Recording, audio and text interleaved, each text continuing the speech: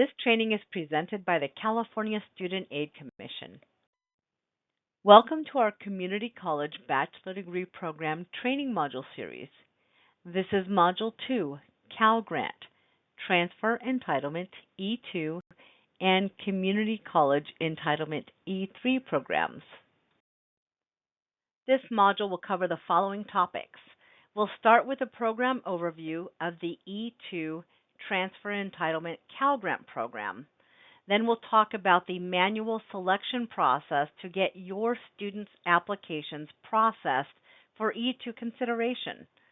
We'll discuss the Assembly Bill 840 verification procedures, and then we'll move into an overview of the E3 California Community College Entitlement Cal Grant program, which also discusses the payment requirement at the community college so that a student can transfer their award to university. We'll also include a payment scenario in that section. As you prepare to administer the Cal Grant to your BDP students, know that your students may also be eligible for or already awarded other CSAC programs, such as Middle Class Scholarship or the Chafee Grant for Foster Youth.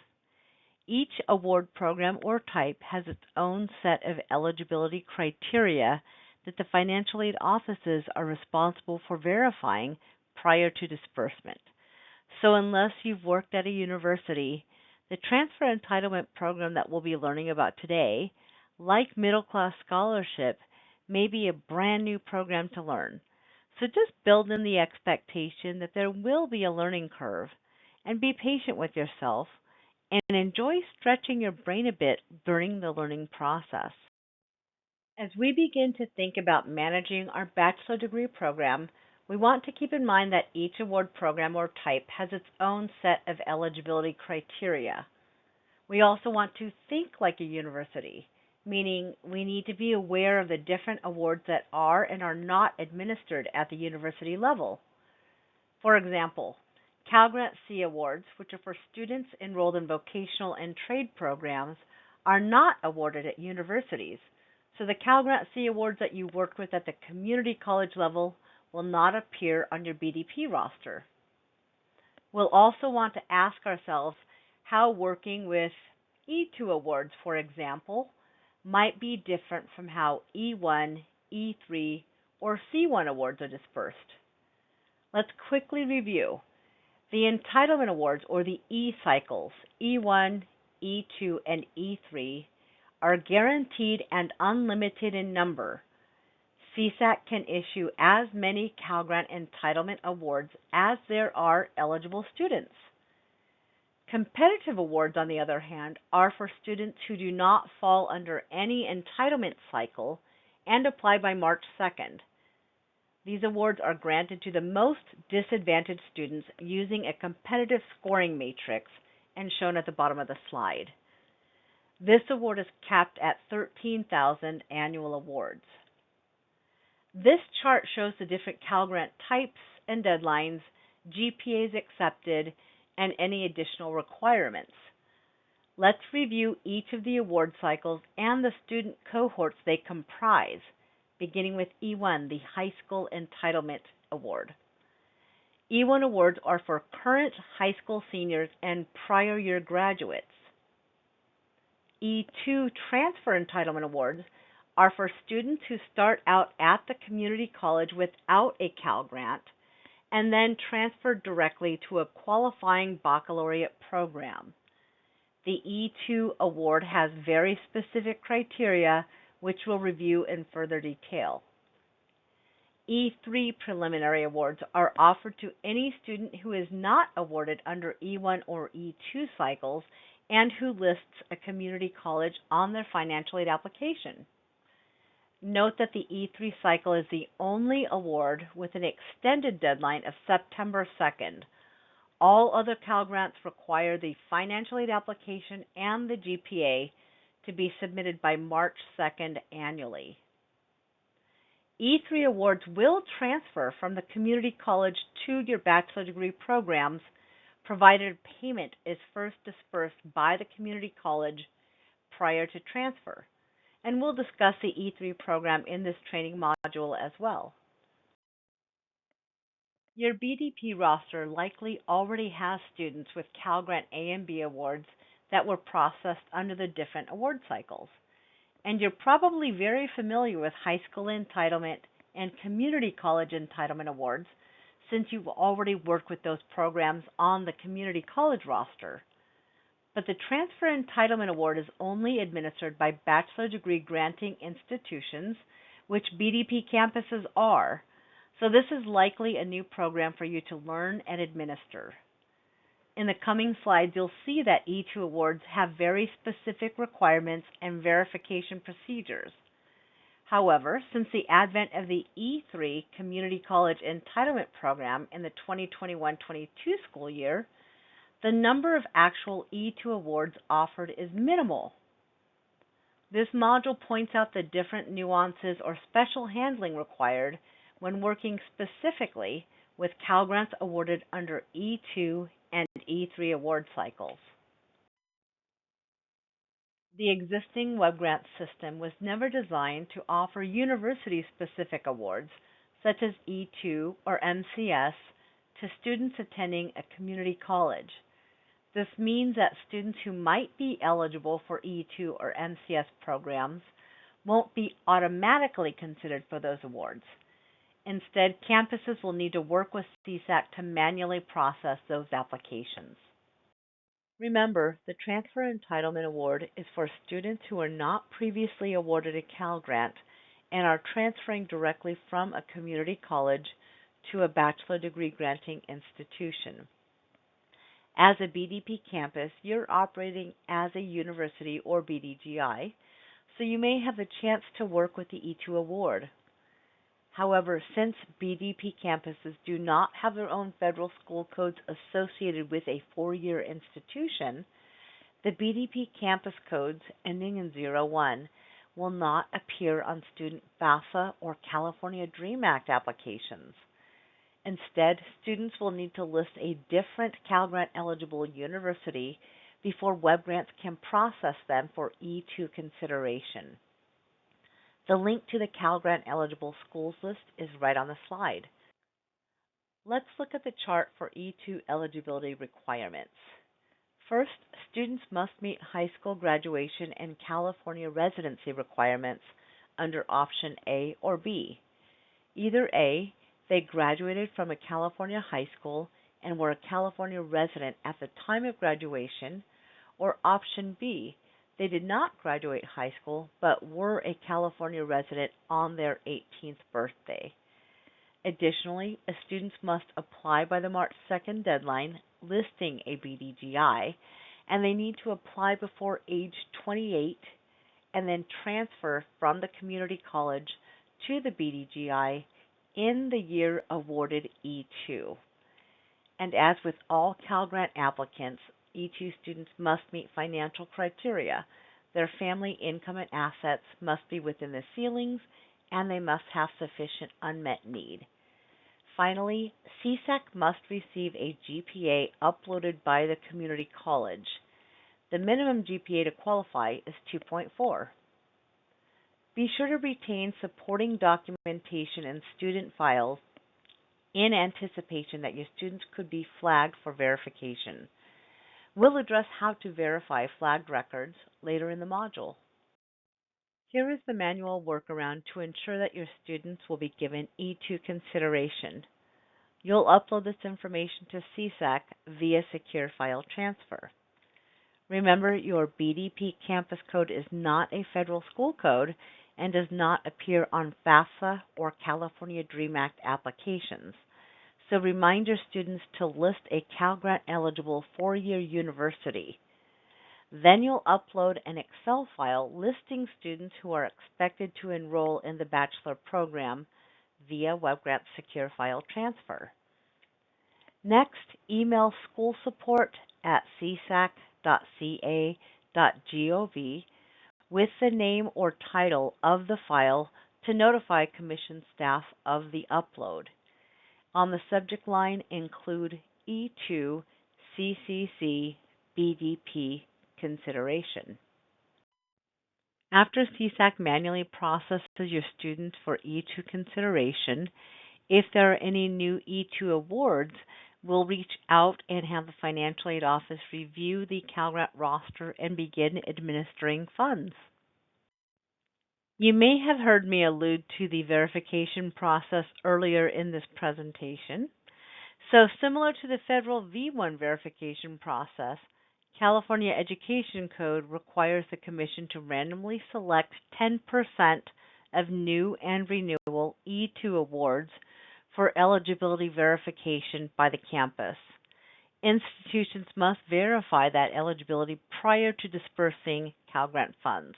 And you can find out which students are flagged for the verification on your display roster or by looking at the E2 verification report.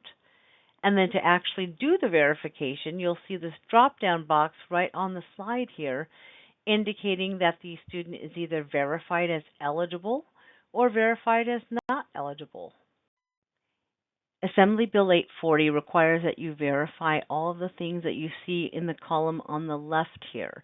Graduated or the equivalent from a California high school, was a California resident at the time of high school graduation or on the 18th birthday, and so on and so forth. And on the right column, you see the various types of acceptable documentation.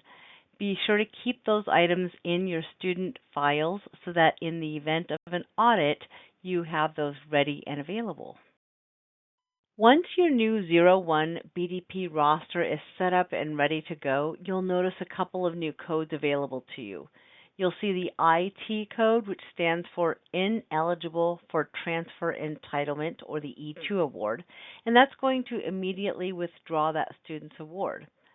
You'll also see the SR code for senior, and that's used to report the final payment for your graduating student, and it is also going to withdraw the award immediately after reporting SR.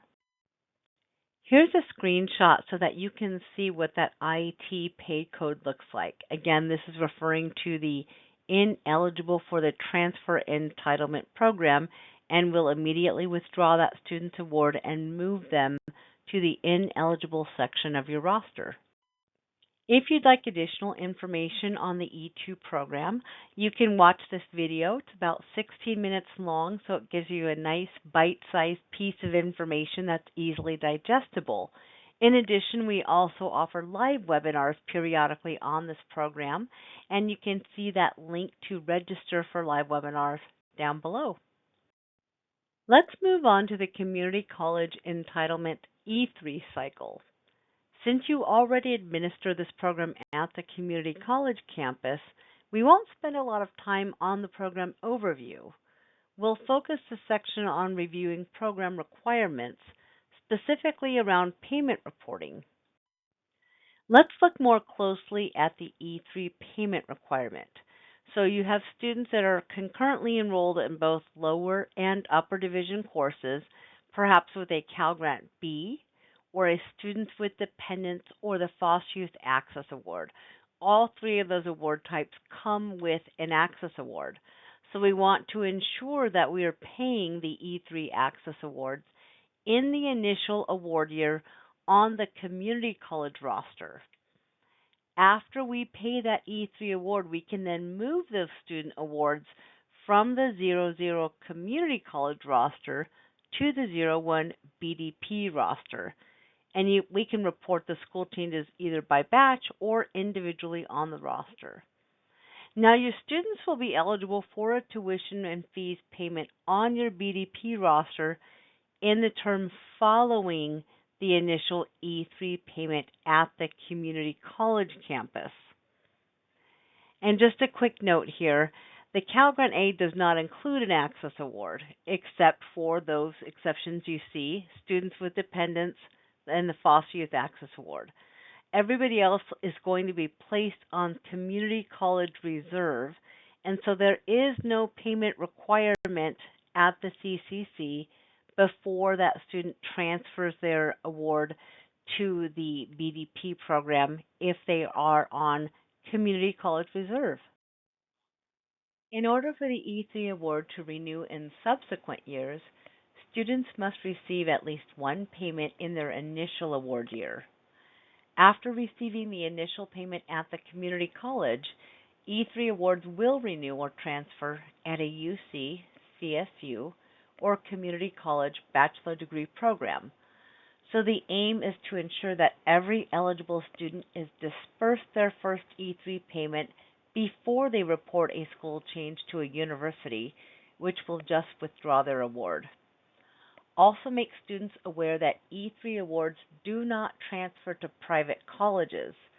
Instead, private school transfer students must apply by the March 2nd priority Cal Grant deadline to be considered for either the Transfer Entitlement E2 or competitive C1 award cycles versus the later September 2nd Cal Grant deadline, which again is specific to community college students only.